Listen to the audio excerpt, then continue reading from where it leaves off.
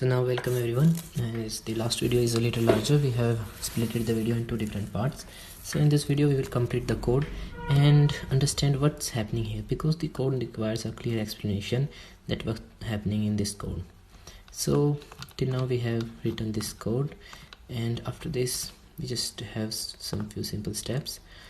And now that we complete the code, and after the blue in this for loop, what we have is we should have to write these analog values to different pins, and for that we use analog write and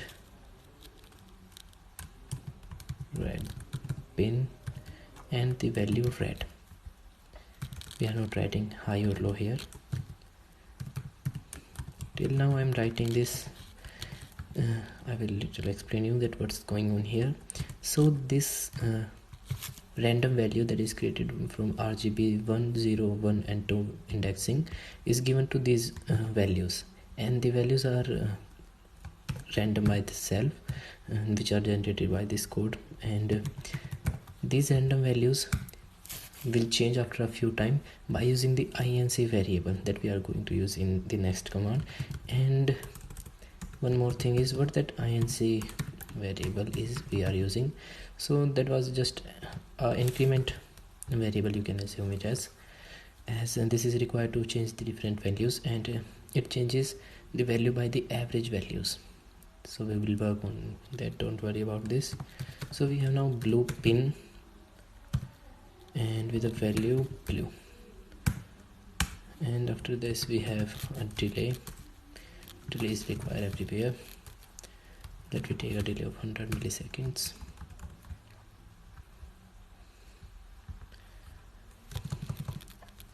Now we have the RGB 1, and now we will use the increment variable, that is our inc, and we will use it to change the RGB values, that is RGB minus by a factor of inc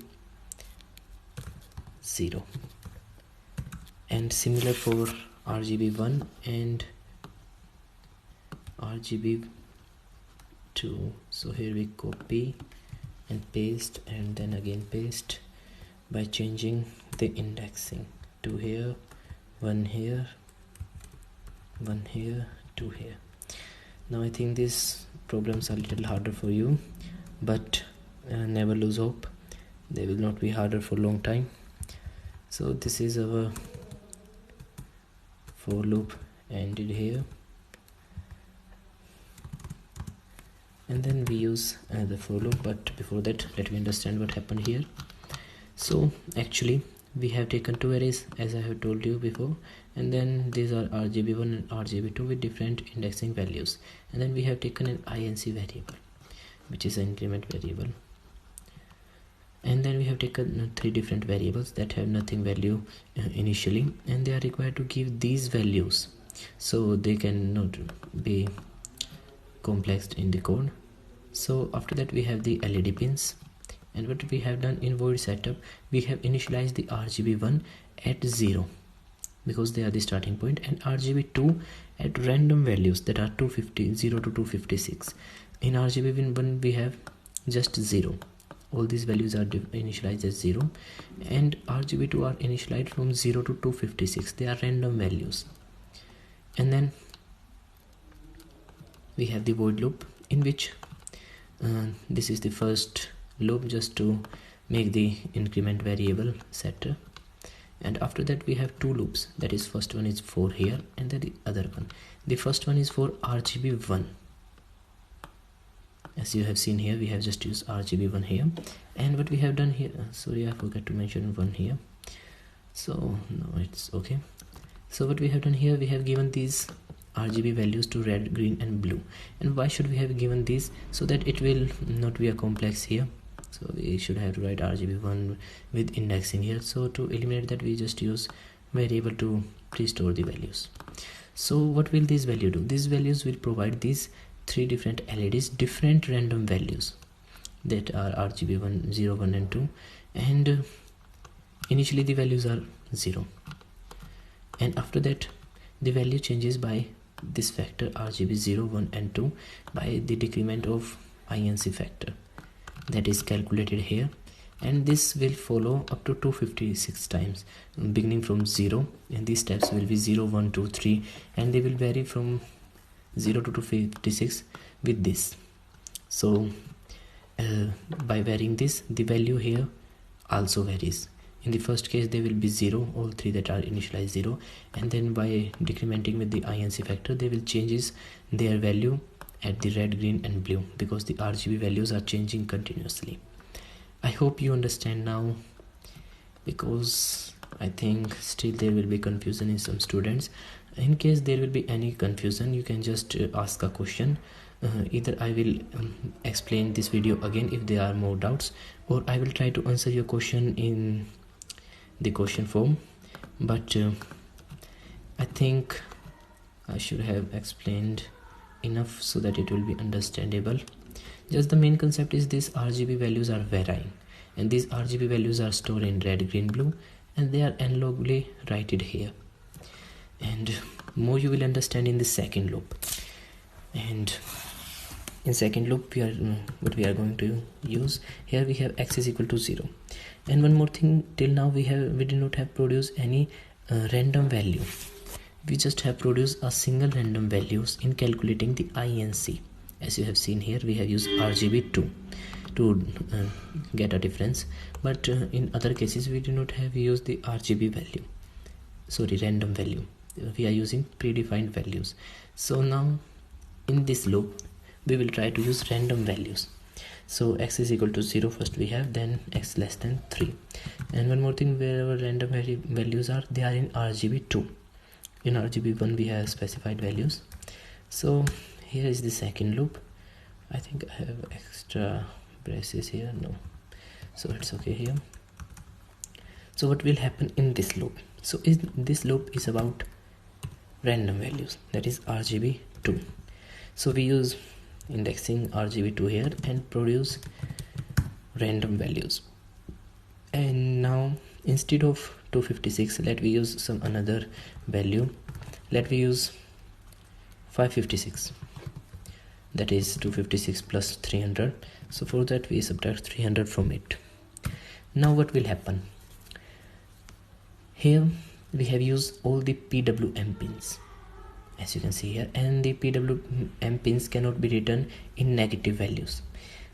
This is the thing I am explaining to introduce you to a new concept. As I have told you that in every video we will learn a new concept here. So what the concept is that we cannot write negative values to PWM pin, and that thing is resolved in programming by using a constraint function. And what that function is and why we are using it, like this thing has random values from 0 to 556. What does it mean? That it has also values from 0 to 300 and up to 0 to 299. If we subtract 300 from it, we will get negative values. Like if the random variable produce 0, or you can assume 10, then when 300 is subtracted from it, we will get 290 of minus, which is a negative number. And as I have told you that on PWM pins we cannot use negative values, and it's just make a sense also, we cannot take current from an LED. So for that what we will do, we use the constraint function. It is an inbuilt function that is used to make the negative values to positive value. And what does constraint is? So constraint require three things: a, x, a and b. X is the thing which we want to constrain, and what we want to constrain here is RGB2 with the indexing here. So RGB2 is constrained here, x small, and then value of a is the initialization value, that is the minimum value in case, and we have 0. And b is the maximum value, which is 256, which is the maximum brightness we have. So what does 0 to 56 do here? So the constraint function, if the value is negative or less than the minimum value, then it will make the value to 0. And if the value is greater than 256, then it will make the value to 256. or you can also say that it will limit the values. If it is lower than lower limit, then it will make it to lower, and if it's higher than the higher limit, then it will make it to the highest value. So this is the constraint function. I think you understand now what the constraint function is. So now let me complete the code just by adding a delay of 1 second only. So I think you understand now what I have done here. I have just again written the all the LEDs, and I have not used 0 to 256 here because that was when I am working with the brightness's value. Now I am working with LEDs. It will perform the value for 0, 1 and 2 LED and then randomly give them values. The working of both this is nearly same, just I have used two different methods to use the for loops here. So again, there are a lot of new concepts in these videos, and if you did not able to understand this video, then again I told you that don't get panic, because these are complex videos that are just to make you think wider. You have just to change your thinking and your view to observe the problems and how to solve them. And if you did not know about these function that we are using here, random constraint, then just Google for that, like I have to produce random values, then what should I do? Then you will get a result like use random function, use random seed, so something like that. And the one which is more promising, then go for that. So now cross the fingers and let me check the code, because the code is a little larger and I thought I have made mistakes here, because most of the time whenever I'm writing larger codes I will get a number of mistakes. So here we have 6, and this is the RGB mode lamp. So you can also save your code wherever you want to. So let me compile the code here, and please no errors, because it's a very long code.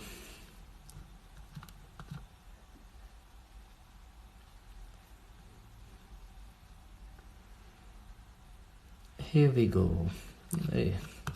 We do not get any errors, and it's a great job for me also. So I hope you will try this code, and again I suggest you that you should have to at least try this one, and the one we are going to build in the last of this module, which is the main project of this module. If you are not trying other projects, then please try this one and the last one. So best of luck for next problem, and congratulations again for building such a great thing. So see you in the board, where we will try to implement the code that it's working or not. So here we are on the board, and now let me try to solve the problem. So here we have the Arduino and a breadboard, and a red LED, a green LED, and a blue LED. So first of all, connect this LED on the board with a triangular pattern. So here we have the blue LED, and now here we have the red LED, and here we have the green LED. So the positive terminals are inward and negative are outward. So now let me connect a blue wire. Sorry, let me connect resistors first, so it will be easy. So here we have the resistor for blue LED, here we have for red LED, and here we have for green LED. Now we have a blue wire on blue LED positive terminal, and a red on red positive terminal, and now a green on green positive terminal. So it will be easy to connect them. And now we have this wire on ground of red, and now that we connect the ground wire, as you can see here. Now ground for blue, and let we connect this one with green and this one with red.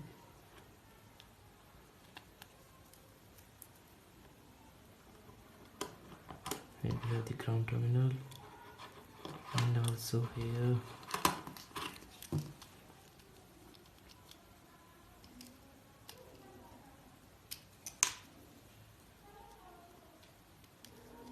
so we have connected the grounds. And now let me connect the pins. So our red pin is on pin number 11, and blue is on 9, and green is on 10. So here we have connected all the connections. So now let me power up the Arduino and focus on the color code. So as soon as we power up the Arduino, so you see here the red one is not glowing. So no, it's glowing but with a little brightness, and all three have different brightness as you can see here, and the different brightness is also varying. And on the bottom of this breadboard you can see different combinations, like purple is shown here on this side, and if we look from this side, here we have a little shade of pink, and now the LEDs are a little brighter, and on the center you can see it's completely white. Here you can see a shade of yellow, which is clearly visible here in between green and red. Now there is a shade of orange also, and now blue is get low. So this is your project with working code here. I hope every one of you have tried this. So see you in the next problem.